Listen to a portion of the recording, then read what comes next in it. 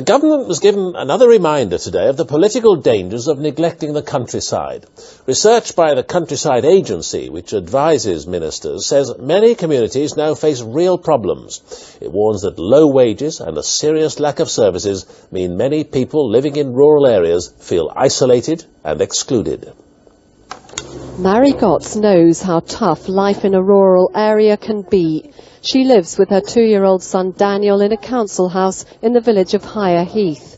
Here there's no doctor or school or post office. The nearest are 2 miles away.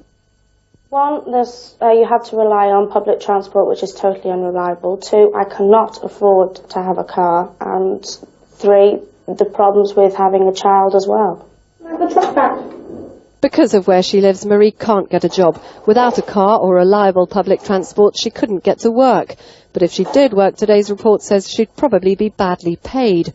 Rural wages are the lowest in England. Every year, more services are closing down. 43% of rural parishes have no post office.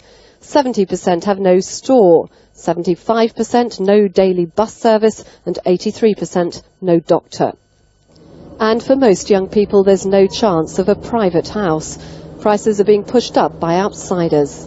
What's happening is people are moving, wanting to live in the countryside. They're coming out from towns or they're coming up from the south, and they can afford to pay more for the houses than local people can. So the houses are therefore unaffordable to local people.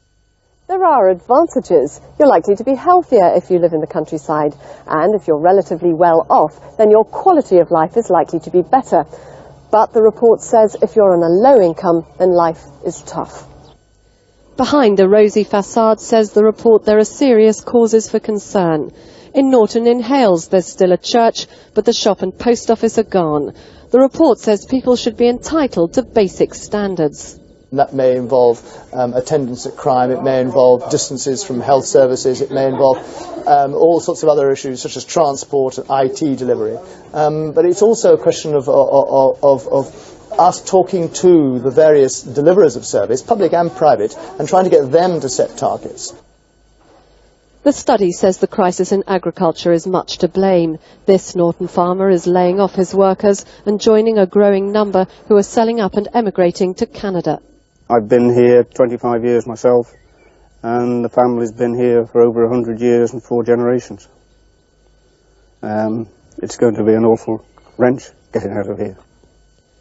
The report paints a bleak picture of rural life in the new millennium, but concludes the decline can be reversed. Margaret Gilmore, BBC.